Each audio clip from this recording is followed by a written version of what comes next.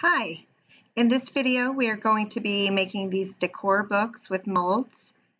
Pictured here, I'm going to show you step by step how to do this.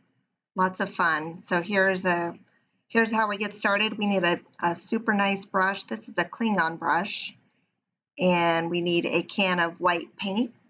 I'm going to be using Paint Couture Purely White for this project. You can really use any white paint, but I love the Paint Couture product. And it dries to a really nice finish. So I've been using a lot of it lately, and I'll show you what it looks like as we do this project. But I've used lots of other brands. I've used General Finishes and Wise Owl, and you can't really go wrong with any kind of furniture paint. I'd probably stay away from craft paint for this project. You need something with really good coverage. Sometimes these books can bleed a little bit through, especially if they're old and they have some staining on them. So the first thing I'm going to do is I'm just taking a small brush and I'm going on the inside cover to get these inside parts, and I'm just kind of using a smaller brush to get around the edges, and I'll do that all the way around on the top and the back. And sometimes in these videos it's a lot of the same thing over and over again, so I tend to speed them up because no one really likes watching paint dry.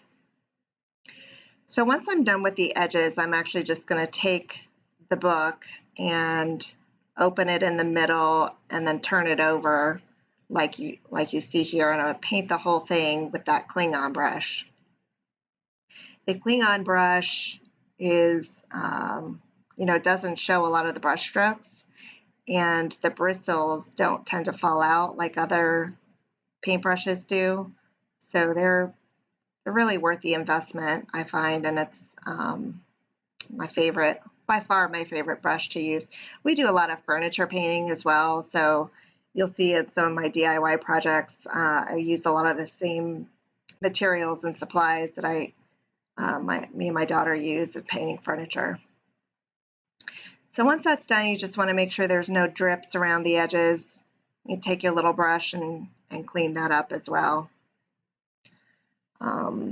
And so just to explain a little bit, when I did the larger brush with the Klingon brush, I didn't glop the paint on. I just did nice even strokes all the way across. And usually when I paint, I go in one direction, vertically generally, or lengthwise, I guess. So as you see, I'm just going back and forth lengthwise across the book. Might be a little hard to tell since it's sped up so much. And for this project, I'm doing two books. I'm actually going to glue them together. You can also use just a larger book, one larger thick book for the same type of effect. You can do anything you want really, but I like the look of the two books together. And it doesn't really matter what the books are. I tend to find these at the thrift store or just around other people's houses. I'm like, hey, got any old books lying around? So we're going to take some amazing casting resin. You need the kind in the purple box. I do have a very detailed video on how to do this to make these molds. It's a separate video. I'm not going to go too much into detail here because I do have that separate video, but pretty much anytime I make molds, I use this product, Amazing Casting Resin. It is a two-part resin, so you need both parts mixed equally, and it's also a very fast drying resin. So you stir this product about 30 seconds after you've mixed the two parts equally. I think I'm using about 3 ounces here. And the hardest part about this is just pouring it into the molds carefully without making a mess or spilling over. It's a little bit of an acquired technique. You know, just how to position the cup just so you get it right in there. This is a redesign with Prima mold. And I believe the wreath one is called Royalty, something like that. I do have all of these products, most of these products available on my website at thdecoratl.com. I am a Redesign retailer. I also sell the resin, Klingon brushes, and also lots of different types of furniture paint as well. So as you can see, moving on, that product dries in about 10 minutes. It sets to a nice white. You can see how flexible it is, and how easy they are to pull right out. They do break sometimes. I've got a little oopsie right around here. I'm just pulling it too hard. Oopsies, it snapped. It's okay though, I can still use it. Doesn't have to be perfect. And so after your paint has fully dried, you can go ahead and glue on your molds. I don't think I showed the product in this video, but the glue that I really like is called Weld Bond. And I use it for everything. I use it for craft projects. I use it for furniture. It just sets quickly. It dries clear. I have never had an issue with Weld Bond. I use it for my kids' science projects too. When I post, when I glue things to their poster boards, it, believe it or not, it will actually glue styrofoam to poster boards. That's how I found it. I needed something for my daughter's science project, so I found Weld Bond, and I've been using it ever since. So most of our furniture, whenever we use decor molds, this is what we use to glue it on. So you can see I'm just gluing my little oopsie piece right together. You would never notice that it broke.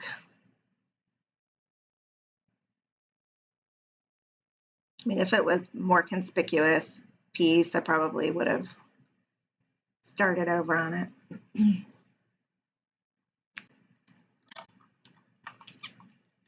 But this is supposed to be a distressed set of books anyway, so what's a little authentic distressing? So these borders are really cool. I think this one is called Elegant Borders. And I just did, when I poured the molds, I only did the ones that I needed. I didn't pour the whole set. All right, so I'm going to let that dry for about an hour.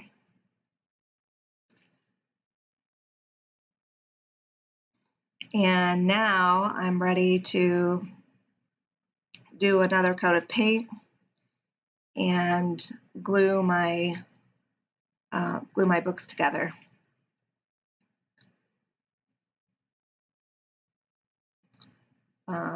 Actually, I think what I did here, so sorry, what I did first is I'm actually painting my molds. So I'm using that purely white paint, and you can paint right over these molds.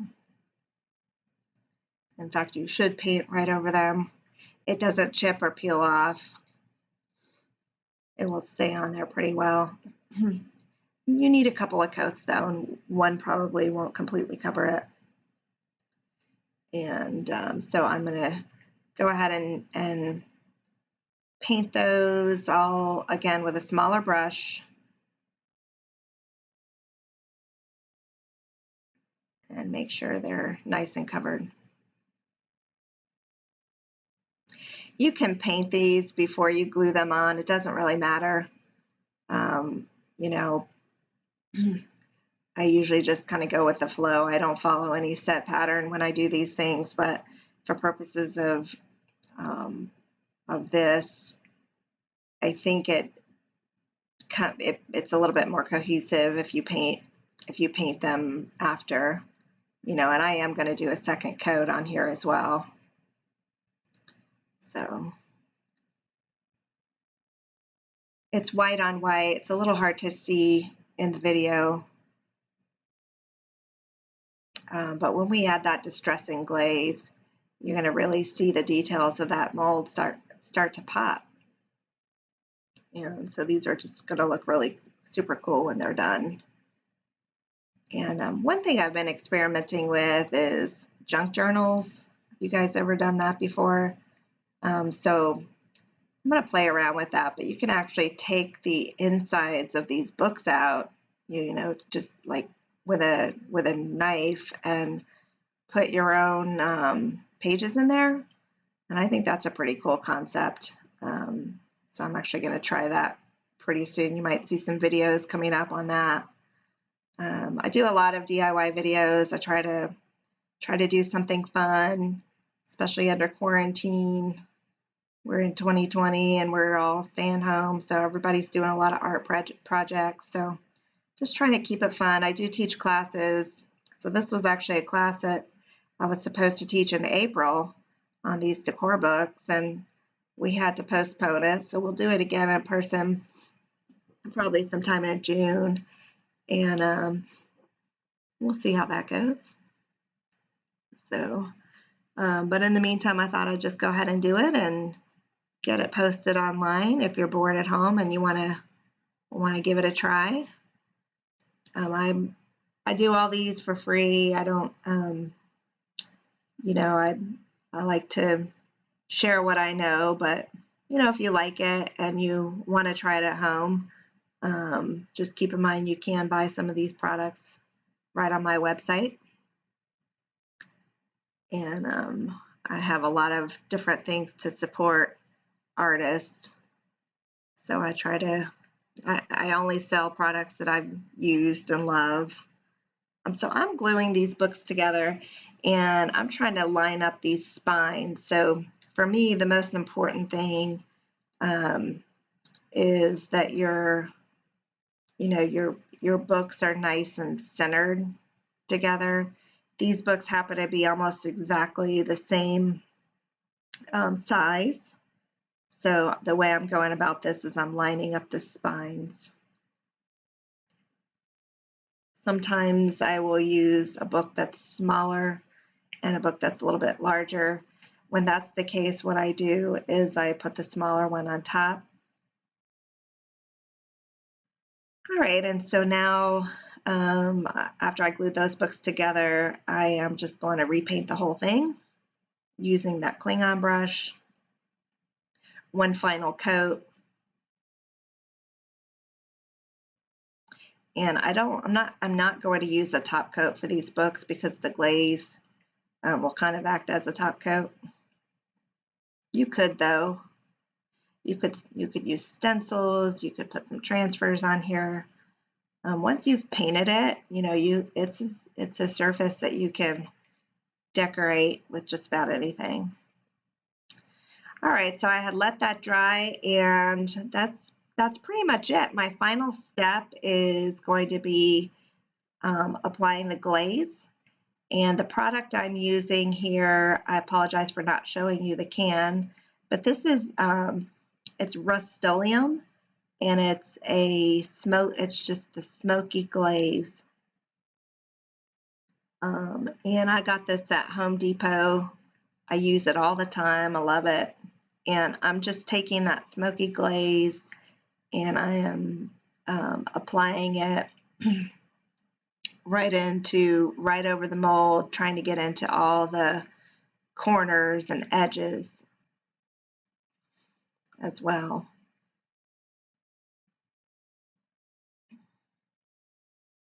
And I did use a paintbrush for it. And I'm just taking a paper towel and I'm going to wipe it down and try to clean up some of the drips and just try to make it really vintagey, nice and vintagey looking.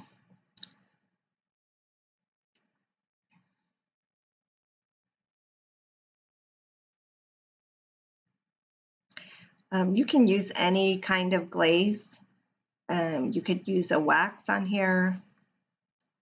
You could use, you could make your own glaze with like a watered down paint. Really, the sky's the limit with these things. Sometimes I like to take a little metallic wax, you know, after I've glazed it and it's dried. I like to take a little metallic wax over the tops of the molds as well, just to kind of make them pop.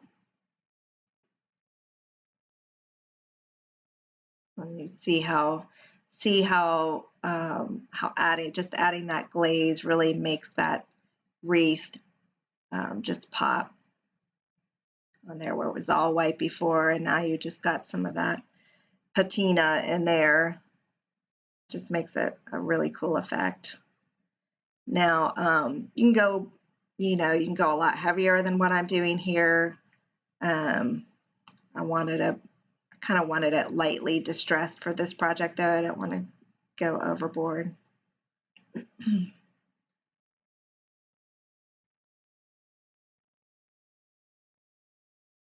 So this whole set took me about a day to finish, just between all the different coats of paint and the glue drying, and the second coat, you know, and adding the molds and the glue drying. So, you know, it's a little bit of a process.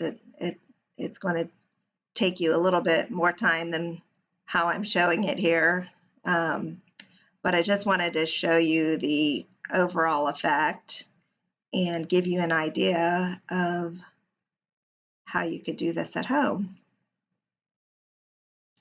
I think the most important thing is just be careful with the book covers. You know, if it's like a bright red and you're trying to paint it white, it's going to take a lot of coverage.